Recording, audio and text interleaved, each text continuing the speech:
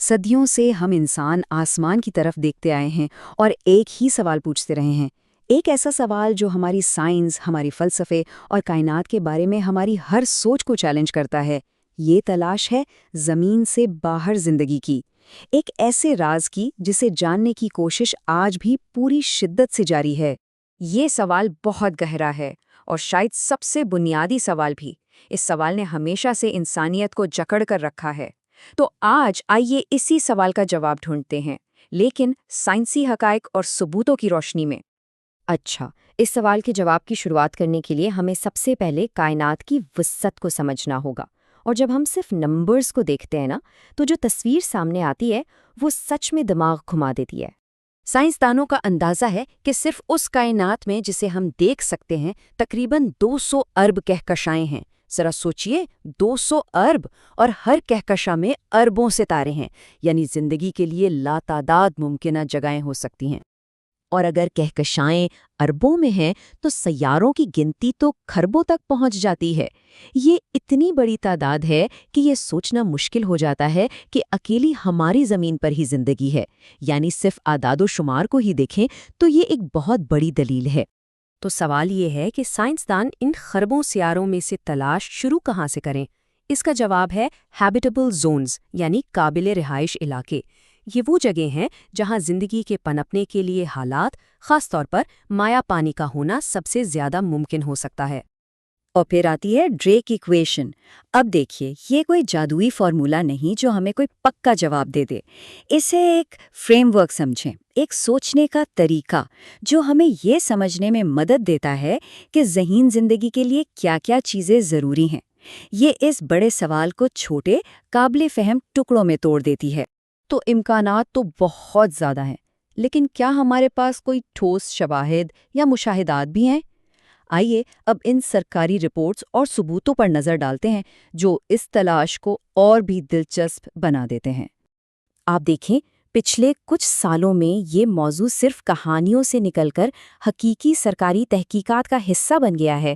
امریکی پینٹاگون نے خود UAPs یعنی ان آئیڈینٹیفائڈ ایریل فینومینا پر رپورٹس جاری کی ہیں۔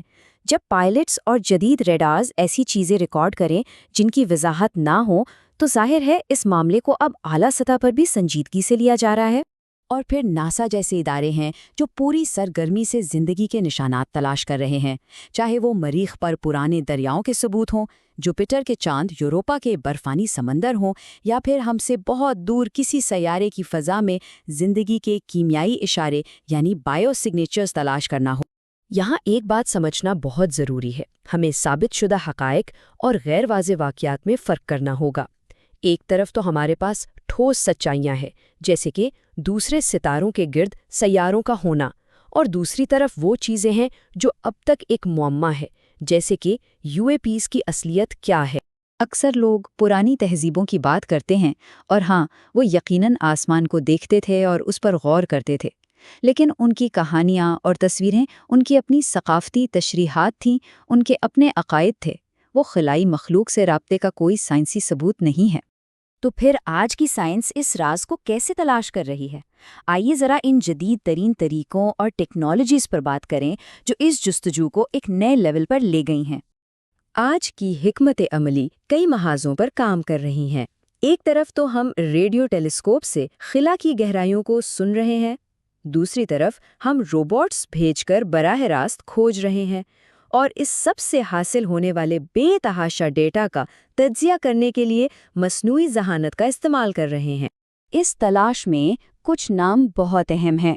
سیٹی جیسے پروگرام کئی دہائیوں سے خلا سے آنے والے سگنلز کی تلاش میں ہیں، اور اب ہمارے پاس جیمز ویب اسپیس ٹیلیسکوپ جیسی ٹیکنالوجی ہے جو ہمیں دور دراز سیاروں کی فضا کا تجزیہ کرنے کی طاقت دیتی ہے۔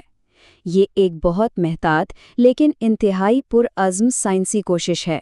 تو ہم نے سائنس، امکانات اور تلاش کی بات کی، لیکن اس آخری حصے میں آئیے ذرا اس سوال کے انسانی پہلو پر غور کرتے ہیں۔ آخر یہ موضوع ہمیں اتنا متاثر کرتا کیوں ہے؟ آخر میں بات ہماری اپنی فطرت پر آ جاتی ہے نا؟ ایک طرف نامعلوم کا خوف ہے، دوسری طرف جاننے کا گہرا تجسس، اور سب سے بڑھ کر ہمارے تخیل کی طاقت۔ یہی وہ چیزیں ہیں جو مل کر اس موضوع کے بارے میں ہمارے خیالات بناتی ہیں۔ تو ہم کہاں پہنچیں؟ سچ تو یہ ہے کہ ابھی تک ہمارے پاس کوئی حتمی جواب نہیں ہے۔ جب تک کوئی ٹھوس ثبوت نہیں ملتا، خلائی مخلوق کا راز انسانیت کے سب سے بڑے سوالوں میں سے ایک بنا رہے گا۔ یہ سوال ہمیں کائنات میں اپنی حیثیت پر سوچنے پر مجبور کرتا ہے، اور کیا پتہ، شاید جواب سے زیادہ اہم اس جواب کی تلاش کا سفر ہی ہو۔